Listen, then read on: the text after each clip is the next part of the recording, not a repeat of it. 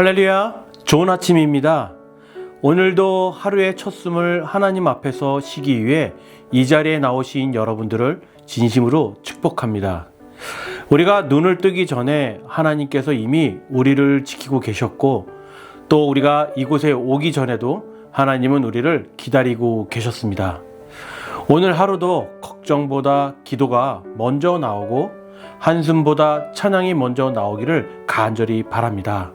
이 시간 하나님께 우리의 첫 숨을 올려드리며 함께 찬양하도록 하겠습니다.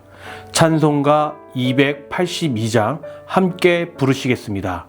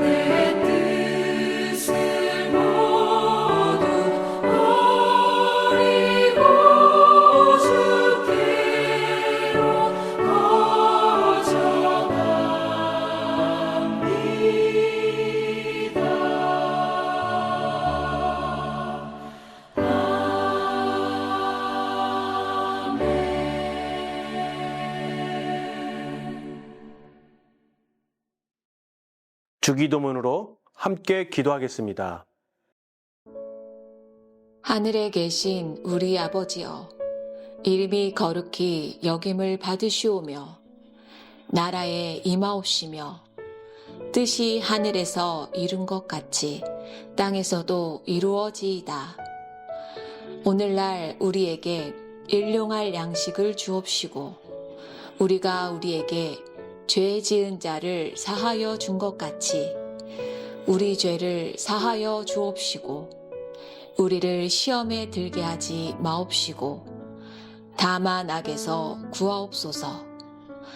대개 나라와 권세와 영광이 아버지께 영원히 있사옵나이다.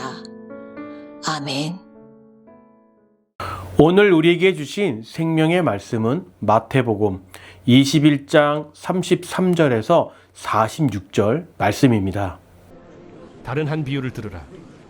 한 집 주인이 포도원을 만들어 산 울타리로 두르고 거기에 집자는 틀을 만들고 망대를 짓고 농부들에게 세로 주고 타국에 갔더니 열매 거둘 때가 가까움에 그 열매를 받으려고 자기 종들을 농부들에게 보내니 농부들이 종들을 잡아 하나는 심히 때리고 하나는 죽이고 하나는 돌로 쳤거늘 다시 다른 종들을 처음보다 많이 보내니 그들에게도 그렇게 하였는지라.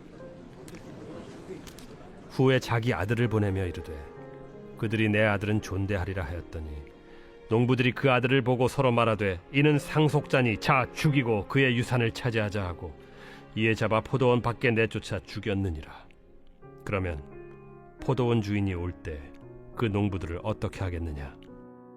그 악한 자들을 진멸하고 포도원은 제때 열매를 바칠 만한 다른 농부들에게 새로 줄지니이다. 너희가 성경에 건축자들이 버린 돌이 모퉁이의 머릿돌이 되었나니 이것은 주로 말미암아 된 것이요 우리 눈에 기이하도다 함을 읽어본 일이 없느냐? 그러므로 내가 너희에게 이르노니 하나님의 나라를 너희는 빼앗기고 그 나라의 열매 맺는 백성이 받으리라. 이 돌 위에 떨어지는 자는 깨지겠고 이 돌이 사람 위에 떨어지면 그를 가루로 만들어 흩으리라. 대제사장들과 바리새인들이 예수의 비유를 듣고 자기들을 가리켜 말씀하심인 줄을 알고 잡고자 하나 무리를 무서워하니 이는 그들이 예수를 선지자로 알미었더라.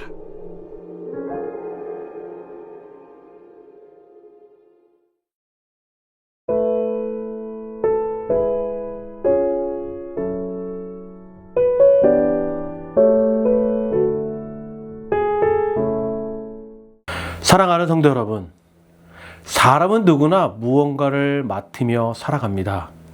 어떤 사람은 가정을 맡고 또 어떤 사람은 직장을 맡고 또 어떤 사람은 공동체를 맡습니다. 그런데 우리가 꼭 기억해야 할 사실이 있습니다. 맡는 것과 가지는 것은 다르다라는 것입니다. 어떤 회사에서 일을 한다고 해서 그 회사가 내 것이 되는 것은 아닙니다. 우리가 집을 관리한다고 해서 그 집주인의 주인이 되는 것도 아닙니다. 맡았다라는 것은 주인이 따로 있다라는 뜻입니다. 오늘 예수님께서 말씀하신 비유가 바로 이 이야기입니다. 예수님은 어떤 집주인이 포도원을 만들었다고 말씀하십니다. 그는 포도원을 위해 울타리를 치고 포도즙을 짜는 틀을 만들고 또 망대를 세웠습니다. 그리고 농부들에게 포도원을 맡기고 먼 나라로 떠났습니다. 여기서 중요한 것은 포도원이 주인이 따로 있다라는 사실입니다. 농부들은 주인이 아니라 맡겨진 사람들입니다. 시간이 지나 포도 열매를 거둘 때가 되었습니다. 그래서 주인은 종들을 보내 열매를 받으려고 했습니다. 그러나 농부들은 종들을 붙잡아 어떤 사람은 때리고 어떤 사람은 죽이고 또 어떤 사람은 돌로 쳐 죽였습니다. 주인은 다시 다른 종들을 보냈습니다. 그러나 결과는 똑같았습니다. 그리고 마지막으로 주인은 이렇게 생각했습니다. 내 아들은 존대하겠지. 그래서 아들을 보내게 됩니다. 그런데 농부들은 아들을 보자 이렇게 말합니다. 이는 상속자다. 그를 죽이면 포도원에 우리 것이 될 것이다 라고 말합니다. 그리고 결국 그 아들을 포도원 밖으로 끌어내어 죽였습니다. 이 이야기는 단순한 농사의 이야기가 아닙니다. 이것은 하나님과 사람의 관계에 대한 이야기입니다. 포도원의 주인은 하나님입니다. 포도원은 하나님의 나라입니다. 농부들은 하나님의 일을 맡은 사람들입니다. 종들은 선지자들입니다. 그리고 마지막에 보내신 아들은 바로 예수님입니다. 하나님은 역사 속에서 계속해서 사람들에게 말씀하셨습니다. 선지자들을 보내셨습니다. 그러나 사람들은 하나님의 말씀을 듣지 않았습니다. 그리고 결국 하나님의 아들 예수마저 거부하게 됩니다. 그래서 예수님은 이 비유의 결론을 이렇게 말씀하십니다. 43절입니다. 하나님의 나라를 너희는 빼앗기고 그 나라의 열매 맺는 백성이 받으리라. 여기서 우리는 매우 중요한 사실을 발견합니다. 하나님이 찾으시는 것은 자리나 직분이 아닙니다. 바로 열매입니다. 농부들의 문제는 바로 포도원에 없었던 것이 아닙니다. 그들은 포도원 안에 있었습니다. 그들은 포도원을 관리하고 있었습니다. 하지만 주인께 드릴 열매가 없었습니다. 오늘날 신앙생활도 마찬가지입니다. 교회에 오래 다닌 것이 중요한 것이 아닙니다. 직분이 있는 것이 중요한 것이 아닙니다. 하나님께서 보시는 것은 단 하나, 열매가 있는가입니다. 예수님은 요한복음 15장 6절에서 이렇게 말씀하십니다. 너희가 열매를 많이 맺으면 내 아버지께서 영광을 받을 것이요 라고 말씀하십니다. 사랑하는 성도 여러분, 우리의 삶 자체가 하나님께서 맡기신 포도원입니다. 우리의 가정도, 우리의 직장도, 우리의 교회도 모두 하나님께서 맡기신 포도원입니다. 그러나 하나님은 오늘도 우리에게 물으십니다. 내가 너에게 맡긴 포도원에서 어떤 열매를 맺고 있느냐? 하나님은 우리의 능력을 보시는 분이 아니라 열매를 보시는 분이십니다. 우리에게 사랑의 열매가 있는가? 믿음의 열매가 있는가? 섬김의 열매가 있는가? 이것을 보시는 분이십니다. 여러분, 오늘 말씀은 우리를 두렵게 하기 위한 말씀이 아니라 우리에게 기회를 주시는 말씀입니다. 지금도 하나님은 우리에게 말씀하십니다. 내가 너에게 맡긴 포도원에서 열매를 맺어라. 오늘 우리의 삶이 하나님께서 맡기신 포도원에서의 그 주님이 기뻐하시는 열매를 사는 삶이 되기를 간절히 축복합니다. 함께 기도하겠습니다. 사랑과 은혜가 풍성하신 하나님 아버지, 오늘의 말씀을 통해 우리의 마음을 깨우시니 감사를 드립니다. 주님, 우리의 삶이 우리의 것이라고 생각하며 살아왔던 모습을 돌아봅니다. 그러나 오늘 말씀을 통해 우리의 삶이 하나님께서 맡기신 포도원임을 깨닫게 하시니 이 또한 감사를 드립니다. 주님, 우리의 삶 속에 믿음의 열매가 맺어지게 하여 주시옵소서. 사랑의 열매가 맺어지게 하시고 섬김의 열매가 맺어지게 하여 주셔서 성령의 열매가 우리의 삶 속에 풍성하게 살아가는 삶을 살아갈 수 있도록 인도하여 주시옵소서. 우리의 가정 위에 하나님의 은혜가 흐르게 하시고 우리의 교회가 하나님께서 기뻐하시는 열매 맺는 공동체가 되게 하여 주시옵소서. 하나님께서 맡기신 삶의 자리에서 충성된 청지기로 살아가게 하시고 우리의 삶을 통해 하나님께서 영광 받으시기를 간절히 원합니다. 이 모든 말씀 우리를 구원하신 예수 그리스도의 이름으로 간절히 기도드립니다. 아멘.